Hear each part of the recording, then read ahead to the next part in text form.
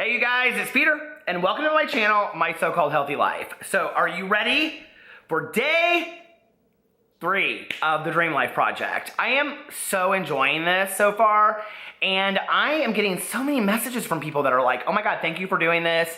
And it's really interesting what people are saying. Like, people are saying, you made me think of this, which had nothing to do with what I was talking about, in the last 2 days, or you reminded me of this. And it's so interesting that, like, when you start one journey, the doors that it opens up along the way for growth and, memories and things like that. So it's really, really powerful to do this and to dream big, because when you dream big, it opens you up to other dreams. It opens you up to helping other people. It opens you up just to life. And that's fantastic, right? So today we're gonna take a break from what we talked about the last 2 days, because I think we have to talk about what today's little lesson is about, and it's vital to the Dream Life Project. And so let me tell you what had happened. Years ago, I read the book The Secret, many of you have probably read it. It's about the law of attraction, and basically what The Secret says is that if you want something bad enough and you visualize it and you put action into it, it will come to you, right? And it's not so much like, oh, I want to drive a red Porsche, and then you'll get it, right? But it's like you start visualizing yourself in it, and then you kind of put the work into your life that would get you there, if that makes sense. It is interesting.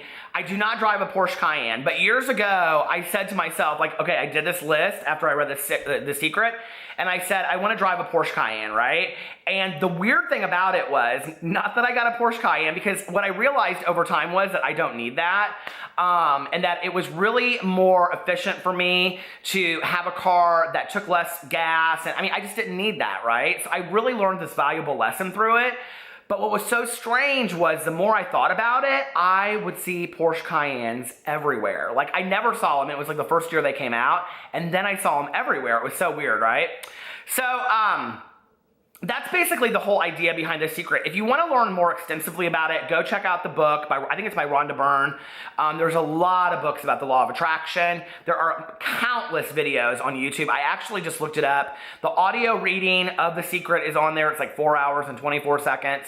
You can get it on Audible. There's also the whole movie is like dubbed over, and it's on YouTube, so you could watch. The movie is like an hour long, and it's basically just the book.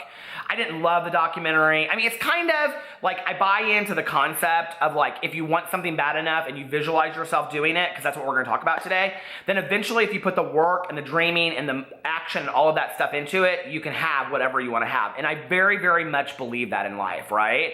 But it's gotten to kind of like this cheesy quality in the world where people are like, oh, Porsche Cayenne. And it doesn't work that way. I don't think it does. So anyway, if one of you wants to gift me a Porsche Cayenne, I would not turn it down. So, but anyway, but if you're gonna do it, I want it to be black with red wheels. Okay.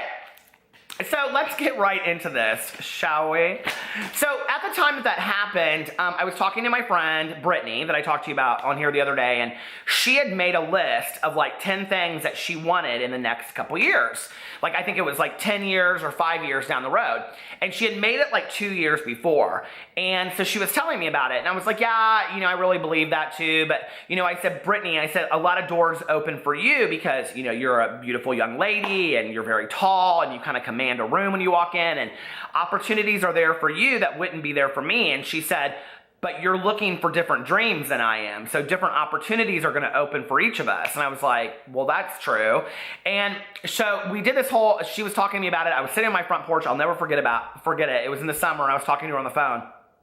And, so she talked to me all about it. She's like, you've got to make a list. She said, imagine where you want to be 5 years from now, and then make a list of those 5 things. And I put things on there like, be debt-free, be this, be that. And so it's interesting. And one of the things I put on there was to write and publish a book. And I thought, and she was like, and dream big. And I was like, okay, these things are never going to happen, right? So 3 months down the road, Brittany calls me, she checks in, she's like, hey, what's going on? I was like, nothing, and we were talking. She's like, how did your dream life stuff come? And she's always recommending these books to me. She recommended me the book, The Monk Who Sold His Ferrari. You guys ever read that book? fantastic, okay? About a guy that realizes, it's a fictional book based on kind of like something that could happen to like a real guy. And it's about this guy that had everything financially you would ever want. And what he realized is none of that was important at all. And so she said, very much like the Porsche Cayenne. She said, how is your dream list coming along? And I said, what do you mean, how's it coming along? And she said, did any of your things come true yet? And I said, none of them came true, Brittany. I don't know that I even believe in that. And she said, well, how often do you look at it? And I said, I have it in my phone. And she said, how often do you look at it? And I said, I don't know, Brittany, I probably haven't even looked at it since I put it in my phone. She said, Peter, you have to look at it every day, like several times a day. You have to visualize yourself having that life. You have to believe it's possible for you, right? And I had a friend of mine at the time that asked me, I'll never forget this, we went out to dinner and it was in the process of me publishing my book. And he said, what do you do for a living? And I said, I'm a life coach. And he goes, I thought you were writing a book. And I said, I am, but I just think that sounds kind of pretentious to say I'm a writer. And he goes, you need to tell people that you're a writer so you believe it. And I was like, that's true. And I started telling people that I was a writer. And, recently I've started telling people that I'm a YouTuber, that I make YouTube videos because I do, and that's what I love, And if today you ask me, what would you rather be known for? I think I'd rather be known for all of it, I guess. But no, like it does the title doesn't really matter so much, but I do think it's like believing in yourself enough. You know what I mean? So if you're like a baker that likes to make, like not biscuits, but like muffins and, cook cupcakes and pies for people, then tell people I'm a baker and they'll believe it, So anyway, she and I talked and I started, every day looking at my list, reading it several times a day. If I was on my phone, I just brought it up and I read it. And over time, it was interesting, like some of those things started happening without me even knowing it. And like some of the things that were really important to me, for example, paying off my debt, came to like the front of my, mind, and I would think about it on a regular basis. And so one of the things that my best friend Tanya noticed was that we go to like Meijer or Walmart like 3 or 4 times a week, like late at night. And she said, you used to always like blow $50 in Walmart every time we would go on shit that you didn't need. She's like, you never buy anything unless it's something that you absolutely need anymore. Well, it was a mindset that I had that changed because I wanted to pay off my debt. I was realizing it. I was visualizing it. And part of what I visualized was I'm never going to pay off my debt if I don't stop buying all this pointless shit that I need, right? So this is what we're going to do today. And this is like the foundation. This is the pouring of the cement of the next month, okay? The past 2 exercises were kind of to get you going and think about like what your dream career would be.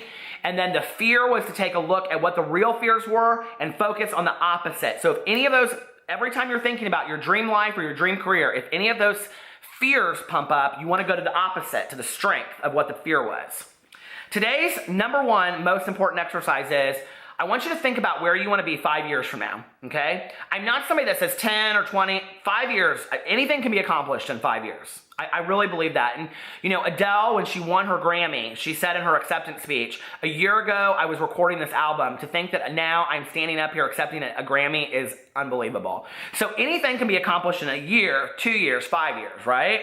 I want you to think about 5 years from now, what you want your life to look like. This could be relationships, where you want to live, your dream career, what you want to be doing, what you want, who you want in your life, all of those kinds of things, relationships that you want resolved, if you have, parental relationships that aren't resolved or, any of that kind of stuff. What is it that you want your life to look like? If you had the best life you could possibly have 5 years from now and dream big, okay? What would that look like for you? And you're going to make a list of 10 things. You can write it in paragraph form if you want to, and then come up with 10 things after that. And then I want you to look at them every day for the rest of the month. You're going to read that list every day. Put it in your phone, put it on a note card, keep it in here, wherever. You're going to look at it every day for the next 30 days, and you're going to visualize yourself having that life. And I want you to really read each one and really believe it to be true, okay? And then I want you to, if you don't know anything about the law of attraction, I want you to go watch some video. I don't care if it's 5 minutes, 20 minutes, something. Just watch something on YouTube that will educate you about the law of attraction, or read an article or whatever.